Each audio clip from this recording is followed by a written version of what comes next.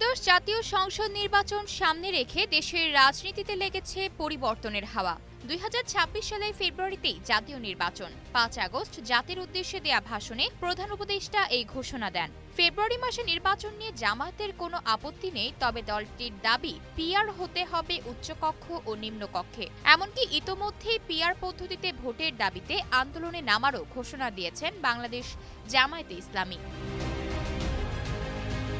PR পদ্ধতিতে vote চাওয়ার কথা জানিয়েছেন জামায়াতের ইসলামী নায়েবে আমির ডক্টর সৈয়দ আব্দুল্লাহ মোহাম্মদ তাহের। পিআর পদ্ধতিতে নির্বাচনের দাবি বাস্তবায়ন না হলে প্রয়োজনে আন্দোলনে যাওয়ারও ঘোষণা দেন তিনি। গতকাল রোববার প্রধান নির্বাচন কমিশনার সিইসি এএমএম নাসির উদ্দিনের সঙ্গে সাক্ষাৎ শেষে নির্বাচন ভবনে সাংবাদিকদের তিনি এই কথা বলেন। এ সময় জামায়াতের নায়েবে আমির বলেন, ফেব্রুয়ারি মাসের যে নির্বাচনের তারিখ ঘোষণা করা হয়েছে সে ব্যাপারে তাদের কোনো আপত্তি নেই। ফেব্রুয়ারির প্রথমার্ধে যে নির্বাচন হবে সেটাকে জামায়াতে ইসলাম স্বাগত জানিয়েছে।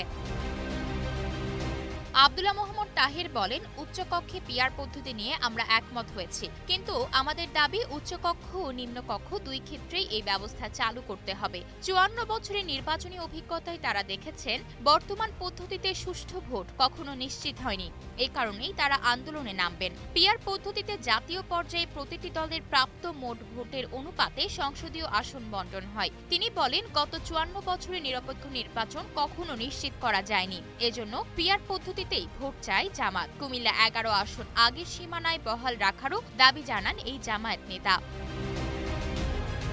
আগামী ফেব্রুয়ারিতে জাতীয় সংসদ নির্বাচন হবে আশা প্রকাশ করে তিনি বলেন, অতীতে 3টি নির্বাচন যেভাবে হয়েছে তাতে নির্বাচন নিয়ে মানুষের শঙ্কা কাটেনি। জুলাই গণহত্যার দায়ে আওয়ামী লীগের বিচারের দাবিও জানান এই জামায়াতের নেতা।